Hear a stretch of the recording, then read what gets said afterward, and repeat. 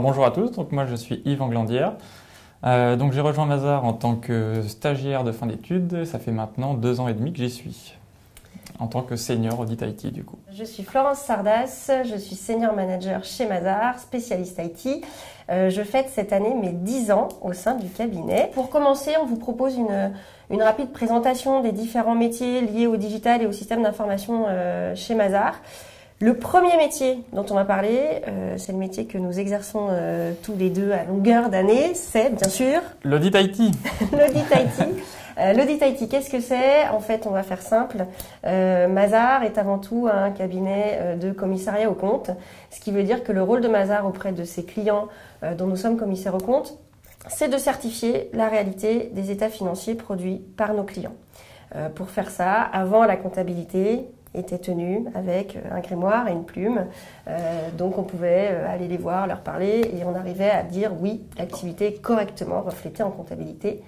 Dès lors qu'on introduit les systèmes d'information, les applications, les outils, l'IT, l'informatique, on a besoin finalement de spécialistes pour voir comment toute l'information transite dans le système d'information pour aller produire l'information financière.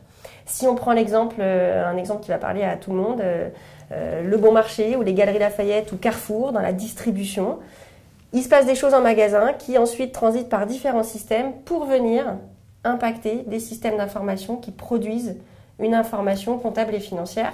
Donc nous, notre métier de base, ce n'est pas d'être des comptables ou des experts comptables, mais néanmoins d'avoir cette vraie sensibilité pour apporter, avec notre spécialisation IT, un avis sur la fiabilité des systèmes. Nous, Mazars, nous mettons à disposition, et nous avons des experts pour ça, des solutions d'analyse de données pour justement être capable d'analyser de très grands volumes de données et d'identifier de façon très précise l'exception, le schéma atypique, ce qui ne s'est pas passé comme prévu. Et là-dessus, on est vraiment toujours en recherche et développement pour être à la pointe de la technologie et proposer à nos clients les outils les plus performants qui soient. Nous avons un labo de cybersécurité, donc un environnement sécurisé, hermétique, avec des experts en cybersécurité qui ne sont pas des pirates que nous avons convertis au bon côté des choses, mais qui sont bien des experts en cybersécurité et qui sont capables de faire des tests d'intrusion, des revues de vulnérabilité,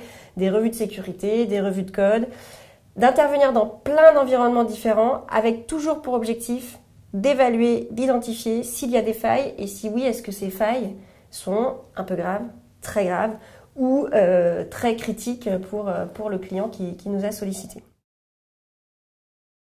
J'en suis un très bon exemple. Je suis arrivée chez Mazars où ni le terme SAP, je peux l'avouer maintenant, j'ai signé un CDI, ni le terme ERP, ni le terme recette ne me parlaient.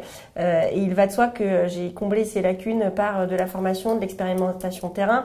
Et petit à petit, chacun se construit de toute façon son profil. C'est-à-dire que moi, par appétence, par exemple, je suis allée sur le domaine des trésoreries d'entreprise, donc un domaine très particulier. C'est un métier au sein des directions financières en général ou directement à la direction générale, qui est le métier de trésorier d'entreprise. Et je me suis spécialisée sur ce petit métier-là parce que ça m'intéressait, tout comme je peux animer parfois des sessions sur des sujets de compliance ou de conformité parce que c'est mon profil qui fait ça. Mais Yvan, à l'inverse, va plutôt intervenir sur d'autres sujets. Donc évidemment, c'est quelque chose qu'on acquiert au fil de l'eau. Nous cherchons avant tout des têtes très bien faites, sympathiques. C'est le cas. C'est le cas. Alors, en toute humilité.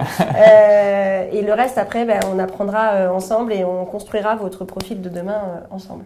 Je pense qu'on l'a évoqué tout à l'heure, quand on lit les études, évidemment, les métiers de la finance étant fortement automatisés, les métiers de l'audit et du conseil vont évoluer de façon très significative. D'où le fait que c'est vital, crucial, et c'est que ça qui va donner de la valeur à notre métier, de changer maintenant.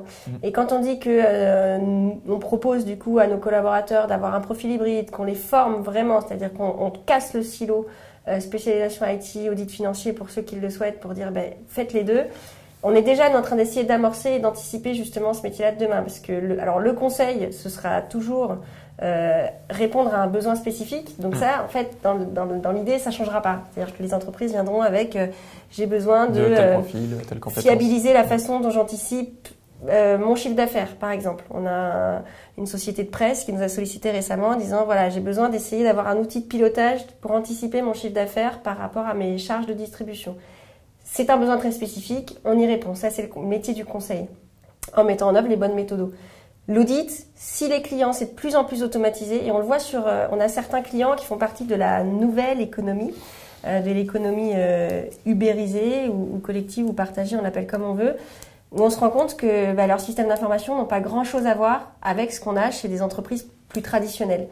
Et ça veut dire que c'est déjà des terrains d'expérimentation, et par chance, du coup, on les a déjà, nous, dans notre portefeuille client, pour anticiper la façon dont on devra les auditer demain, parce que ça n'a pas grand-chose à voir. Et ils ont des chaînes de traitement, justement, complètement automatisées.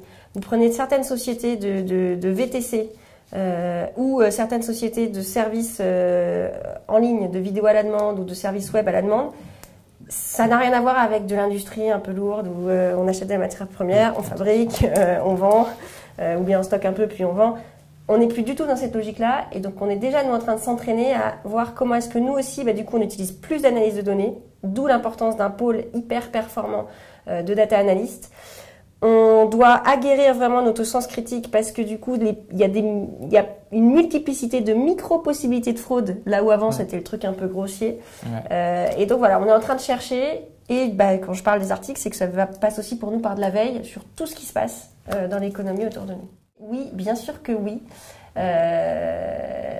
Et c'est d'ailleurs ce qui fait la richesse de notre travail au quotidien. Et alors, ma conviction personnelle, c'est aussi que ce qui fait qu'on peut être percutant et avoir une vraie valeur ajoutée quand on exerce dans le cadre de l'audit financier, c'est aussi qu'on ait vu autre chose et qu'on ne soit pas complètement à fond dans un quotidien qui serait toujours le même. Et alors, pour donner des exemples, oui. Ce qu'on va développer comme spécialisation quand on est auditeur IT, ou auditeur SI, ou qu'on travaille sur le pôle analyse de données ou la cybersécurité, il va avant tout y avoir cette analyse, ce sens de l'analyse, cet esprit critique, cette capacité à documenter, cette capacité à interroger, parce qu'il y a un vrai côté investigation où on cherche à comprendre. Donc parfois quand la source ce sont des personnes, on cherche à comprendre avec les personnes. Et Mazars ne voit le conseil que comme notre capacité à transposer dans un autre contexte qu'on sait déjà faire par ailleurs. Mazars ne va pas dire je me mets à faire du conseil sur un truc que j'ai pas pratiqué par ailleurs et sur lequel je ne suis pas expert. Nous ne proposons que du conseil sur ce qu'on sait faire. Et donc quand des clients du coup nous disent j'ai une problématique très particulière sur par exemple je souhaite racheter une société ou je souhaite investir dans une société, oui, nous disposons chez Mazars de toutes les compétences dont il va avoir besoin pour évaluer la viabilité de son projet. Nous avons des avocats, nous avons des fiscalistes, nous avons évidemment des experts en comptabilité et en finance, nous avons des experts IT pour évaluer la robustesse de l'IT, de la cible qu'il projette d'acquérir, des experts cybersécurité, et au besoin on peut aller faire de l'analyse de données massive sur le passé pour voir si tout ce que l'entité vendeuse nous raconte. Ça peut être ça, et ça peut être aussi sur tous les sujets de risque. Donc dès qu'on va avoir un client qui nous dit, alors moi je suis intervenue par exemple pendant quasiment 3 ans auprès d'une direction de gestion des risques.